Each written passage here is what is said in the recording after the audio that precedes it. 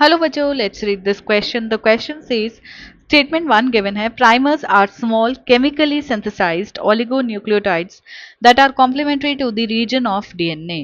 तो ये statement correct है. देखो, प्राइमर्स को हम बेसिकली बायोटेक्नोलॉजी में पीसीआर के अंदर यूज करते हैं.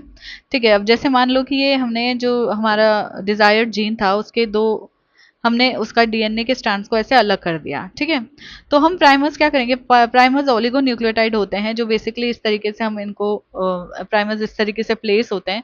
इनका मेन काम क्या होता है कि ये डायरेक्शन प्रोवाइड करते हैं टैग पॉलीमरेज को कि ये नया स्ट्रैंड सिंथेसाइज करे. ठीक है. टैग पॉलीमरेज का काम होता है नया स्ट्रैंड सिंथेसाइज करने का. तो ये स्टेटमेंट वन करेक्ट है. स्टेटमेंट टू गिवन है, if any protein encoding gene is expressed in a heterologous host it is called as recombinant protein. तो ये स्टेटमेंट भी करेक्ट है. ठीक है. इसका क्या मतलब हुआ कि हमने क्या किया, एक जीन लिया. ठीक है. एक जीन लिया जो कि उस पर्टिकुलर होस्ट का नहीं था. ठीक है. उस पर्टिकुलर होस्ट का नहीं था, ये डिफरेंट होस्ट का था. डिफरेंट जीन लिया. ठीक है. एंड एक ऑर्गेनिज्म के अंदर हमने उसको डाल दिया, एक होस्ट के अंदर हमने उसको डाल दिया. मान लो कि हमने इसी के अंदर क्या किया, इसको डाल दिया. ठीक है. तो एक पर्टिकुलर जीन जो है वो अलग हो गया बाकी इसके बाकी इसका जो जीनोमिक डीएनए था उससे. तो ये क्या हो गया, हेट्रोलोगस होस्ट हो गया.